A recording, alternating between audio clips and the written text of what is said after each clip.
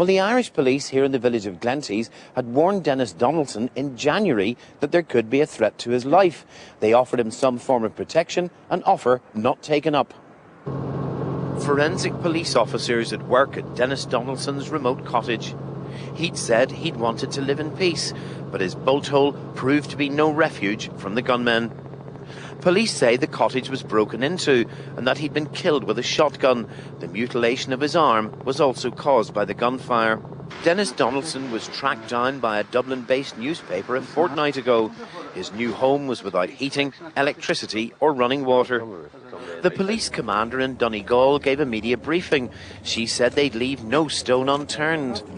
I asked her if there'd been a specific threat to him or just a general concern on the part of the police.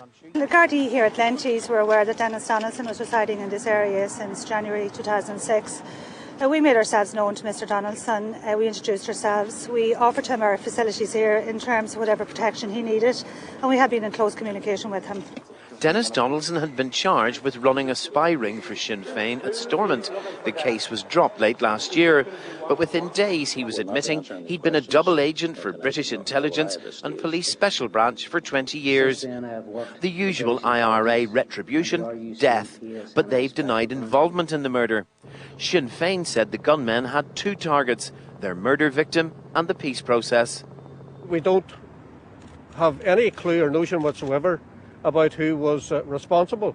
And I think it is unfortunate that those who are opposed to progress within the peace and political process have seized on all of this in a highly opportunistic way.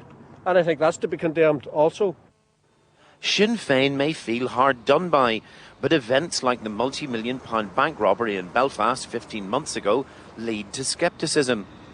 The IRA said it wasn't involved. Few believe them, and police forces on both sides of the border said it was the IRA. The murder of Robert McCartney, the father of two young sons, outside a Belfast bar just weeks later. Again, the IRA initially said none of its members were involved. Quickly they accepted some were, going so far as to offer to shoot them. The Northern Ireland Secretary was in Plymouth at a Labour Party event. Will the killing stop the government's Northern Ireland political announcement tomorrow? This killing seems to have been deliberately calculated to try and put a spanner in the works of the political process. We won't allow that to happen. Both Prime Ministers will proceed to announce their plan, and we will ensure that no act of barbarity, even this grisly murder, will deflect us from the task of bringing democracy back to Northern Ireland.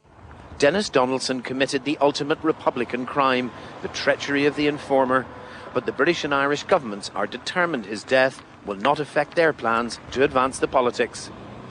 Tony Blair and Bertie Ahern will unveil a blueprint to get the devolved assembly back in place.